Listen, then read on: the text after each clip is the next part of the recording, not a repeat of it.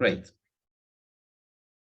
So good morning, everybody, or good afternoon, depending on where you are at this moment. We are very, very happy of having for our workshop today Professor Alvis Sbraccia. Alvis is Professor of Criminology at the University of Bologna in Italy, and he has been working for many, many years on prisons in the Italian context and have produced a lot of many interesting works. Today he will present on pandemic conflicts and permanent crisis in Italian prison archipelago, as we usually do. So Alvise will speak for 20-30 minutes, and then we will have a moment for Q&A. So Alvise, many thanks for accepting the invitation, and the floor is yours. Good afternoon or morning, and thanks to the organizers for inviting me to this session. I really appreciate it.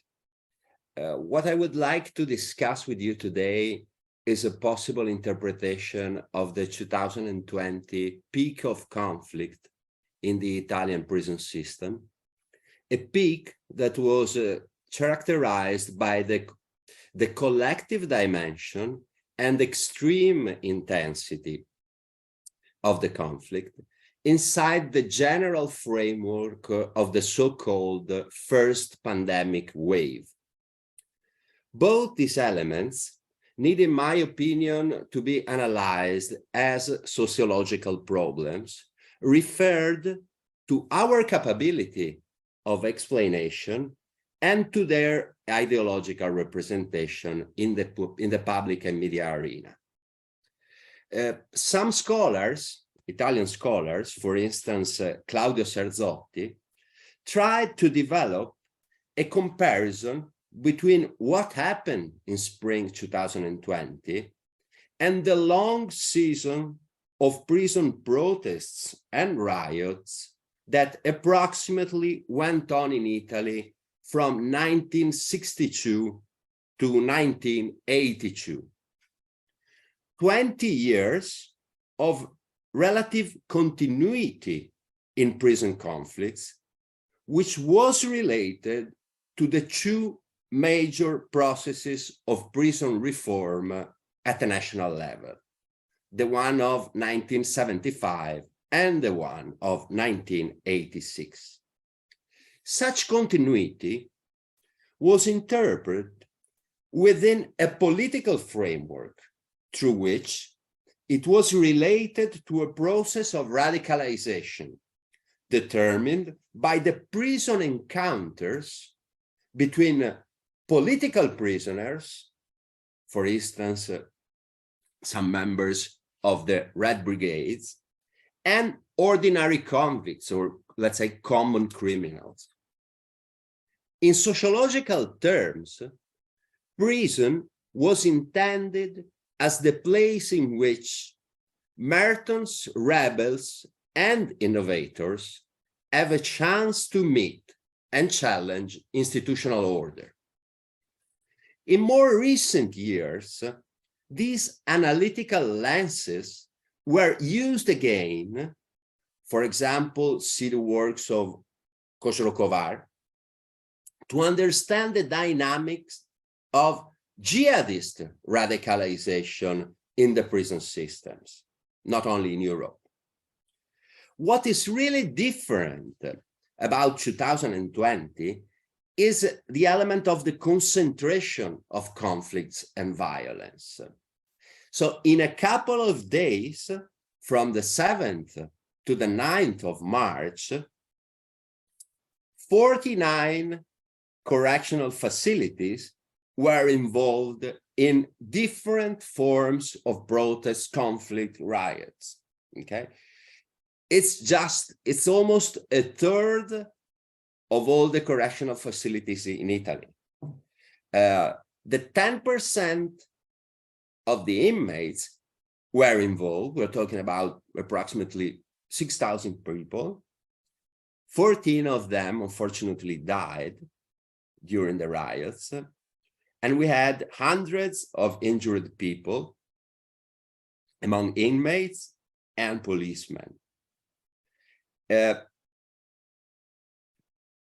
prison space were seriously damaged for millions of euros, and the subsequent unfitness for use of entire wings, with the loss of 2,000 places at the national level. Finally, from the prison of the city of Foggia, we had a quite important escape of 72 inmates. Some of them were never caught again. So after this, prison order was quickly restored, but in my view, also reshaped in the following months. But the question is, which kind of prison order? A different one?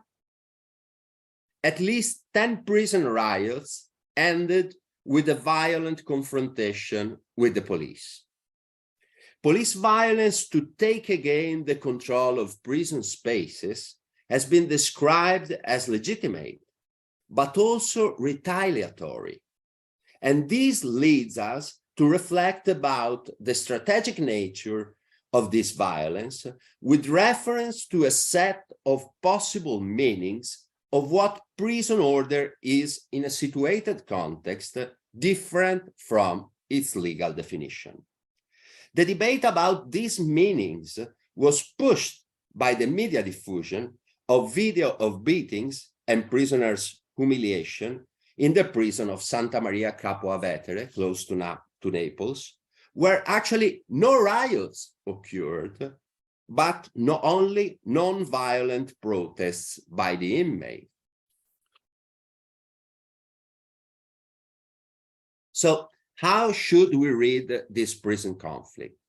Starting from the traditional staff inmates or police inmates opposition, we could refer to Wicker and other authors. Sorry, I should. Yeah. Wicker and other authors who see carceral violence as endemic and therefore coherent with the institutional tendency through self-reproduction. In this sense, it is interesting to observe how the structural, symbolic, and strategic dimensions of violence have an impact on the legal and professional cultures of prison workers and of prisoner subcultures. But of course, the element of violence is not inherent to all the forms of prison conflict. In fact, an important theoretical distinction was posed between protests, disturbances, and riots. And what we can say is that all these forms emerged in the Italian prison crisis during spring 2020. Another interesting theoretical cue, see Boyne and Rattray and Usim and Peel, sees prison conflict as a short circuit between external policy inputs and systemic possibility of adaptation. Such short circuit might lead to convicts' reaction. Here we face a sociological problem, since these reactions may not have an explicit horizon in terms of claims. To give a structure to this conflict is therefore an objective for social scientists, as they need to produce rational and acknowledgeable interpretation of social and institutional dynamics. I mean, it's not necessary a need from the people who participated into conflicts. It's our problem. Okay? On the other hand, to present this conflict as unstructured inside institutional and public narratives appears to serve an ideological objective of de-rationalization and delegitimation of convicts' action. Here I quote Phil Scraton, 2000, oh, sorry. We went back again. Why? It's not working anymore. Yeah. Here I quote Phil Scraton, 2009, the stark and historically consistent reality of jail within democratic societies has been the purposeful defeat of the prisoner personal and potentially collective will. So institutional and public narratives about this peak in 2020 in Italy were centered on the Italian term rivolta. Okay, the translation actually is revolt. The revolt in these narratives is characterized by irrationality, pure destructiveness, also outside the cells, despair, self-harming behavior, drug abuse, absence of written claims, dialogue refused, uncivilized opposition. Okay. What is interesting to observe is how this highly ideological representation was not confirmed by the following official documents by the Department of Penitentiary Administration after a series of inspections in different facilities, even where the riots occurred. Okay.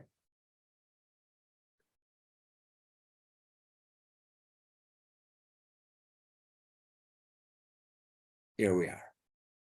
If we make a step inside contemporary prison conflicts, we find with SIM that health and healthcare are crucial fields of potential opposition, while the control over penitentiary spaces is the prevailing form of opposition, especially in the case of the riots.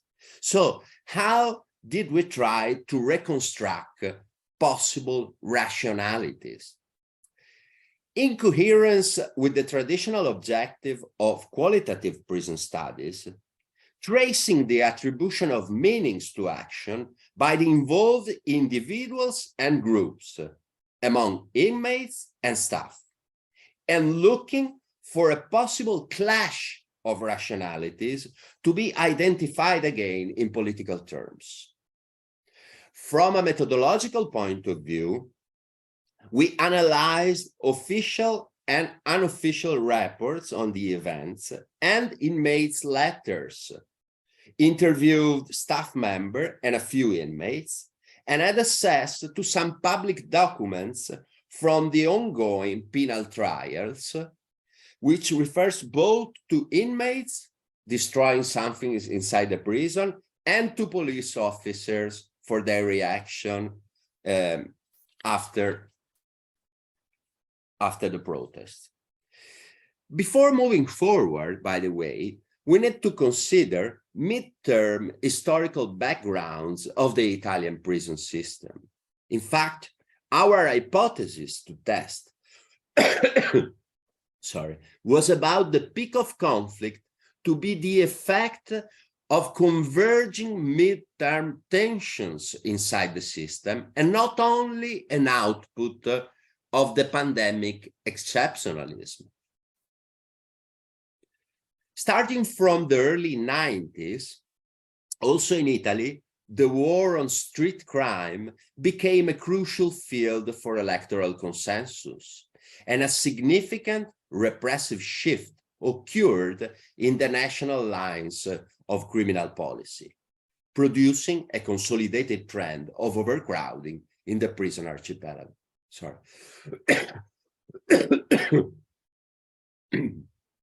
Considering the limited capability of the Italian prison system, with 50,000 places for an average population of 60 million, such tendency to overcrowding was nothing new, was not new at all. What was new in the political and cultural framework of the war on crime was the political reaction, to say the abandon of the traditional form of managing the pressure of criminalization through amnesties and pardons.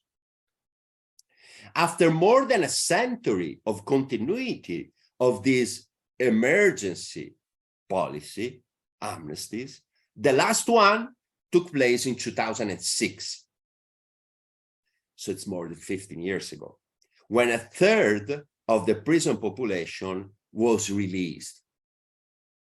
But after 3 years, so around 2009, the system was full again. And in 2012, the European Court for Human Rights condemned Italy for the systemic violations taking place in its prisons, enforcing an emergency process of a new one of prison reform. The Italian political system answered, limiting the scope of pretrial detention, and through the extension of the so-called open cells regime to all the sections of medium security in the last 10 years, so managed by the police through the so-called dynamic surveillance. But the effects of limiting overcrowding did not last once again. And some powerful penitentiary police trade unions started a 10-year campaign against the open cells regime, maintaining that in front of the growth of the nothing to lose inmates, the wings became a mess, a more dangerous and stressful job environment with continuous episodes of aggression, fights, and self-harming. These nothing to lose inmates, in the words of many prison staff members interviewed, are impossible to trace back to the informal punishment reward logic, which can be intended as the fundamental tool for reproducing prison order. This view is connected with the psychiatrization of conflicts in correctional facilities, more and more filled with marginal people, illegal migrants with traumatic experience of migration, inmates with severe forms of addiction and mental illness, people unable, I quote again from interviews, unable to participate into rehabilitative programs, reproducing instead violent habitus constantly. Such a stereotypical representation is, of course, useful to the process of de-rationalization of prison conflicts posed by contemporary convicts.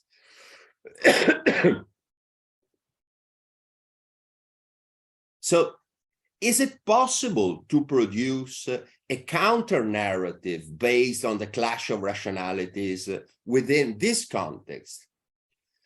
We intend this as a descriptive, analytical, and political objective for a public sociology. Let's take the case of the pandemic peak of conflict in the Italian prison system. If a first clash of rationality takes place in the field of health prevention inside closed institutions, where in spring 2020, no masks were available and social distances were impossible to apply in the carceral spaces, also because of the overcrowding. In a national general panic situation for the diffusion of the COVID-19 virus, in that specific period, Italy was facing the disaster occurred in the residences for not self-sufficient elderly people. Another closed institution which failed to keep the virus outside and produce, therefore, hundreds of deaths. The rationale of isolating institutions as individuals or families, to say, was questioned since the beginning as a prevention strategy. And the convicts' fear to die, I quote from an interview, trapped like rats, appear legitimate. On a second level, the compression of sociality that we all experienced in the pandemic was eventually more or less accepted by us on the basis of a rational subordination of the right to sociality to the right to health. The Italian government decision to stop prison access for relatives, friends, and volunteers faced in the prison system a strong reaction of opposition that we could trace back to specific attributions of meaning about the material and relational support that prisoners can reach only through the contact with the external world.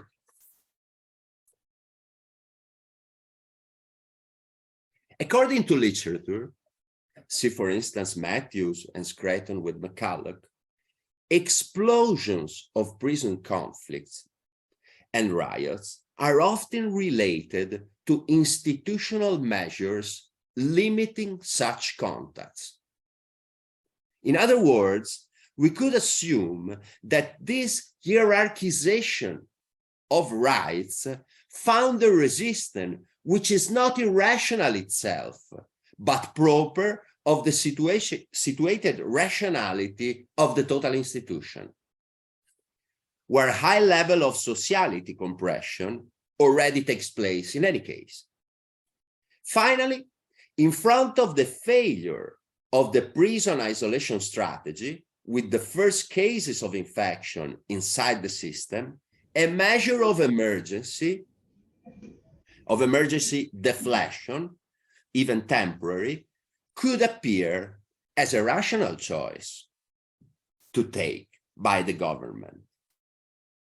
And some of the spring 2020 prison protests produced explicit claims in this sense. They went for measures of deflation, but only after the revolts.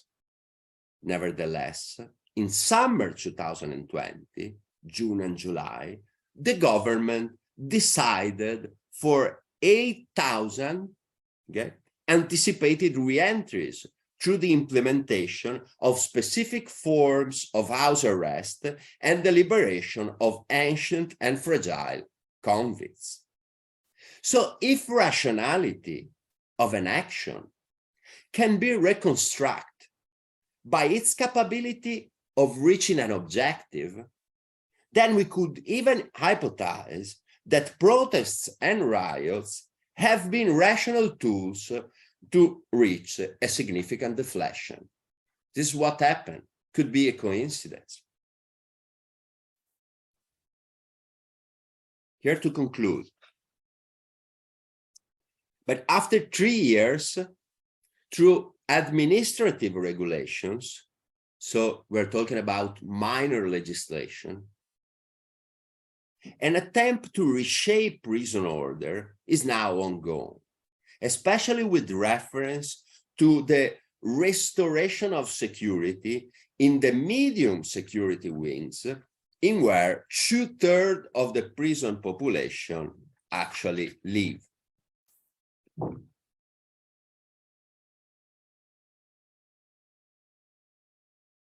So we're talking about an attempt of differentiation of the medium security wings or sections, which implies the end of the open cells regime, the expansion, the physical expansion of the punitive wings, the reduction the substantial reduction of hours to spend outside the cell in the middle level sections, so we're dividing the medium security into 3 levels, basically, and the extreme concentration of scarce treatment resources in the section dedicated to the reliable inmates.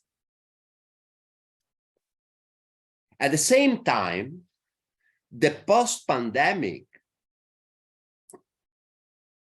public health care crisis, with a severe lack of physicians in all the country, is having a major impact on the prison system, with a dramatic reduction in terms of medical presence and health service available in most of the region of the country. Has been the prison order, therefore, reshaped in a repressive fashion in the facts, at the level of everyday practices, or only in the books through minor legislation? How these measures are having an impact on prison violence and conflicts. Now, while collective forms of resistance and opposition appear to be limited in this last period, so in this last 2 years and a half, ordinary level of violence, individual forms of rebellion, self-harming, and suicides are growing, even according to official data. Our research is going on about these matters, and we are observing how within the institutional culture of the cultures of the prison and inside the police officer's view of prison order, ambivalence and conflicting positions are also growing. To quote from a couple of police officers' expressions, are we finally back to normal life, to normal prison life? Or there is no way to go really back, because prison can't be managed anymore, increasing the level of coercion? I use the term we in this presentation because this work of research is being carried on together with the friend, a colleague, Valeria Verdolini. At the moment, we published something only in Italian. Sorry about that, but a piece in English will be available in the following months. Thank you so much for your attention.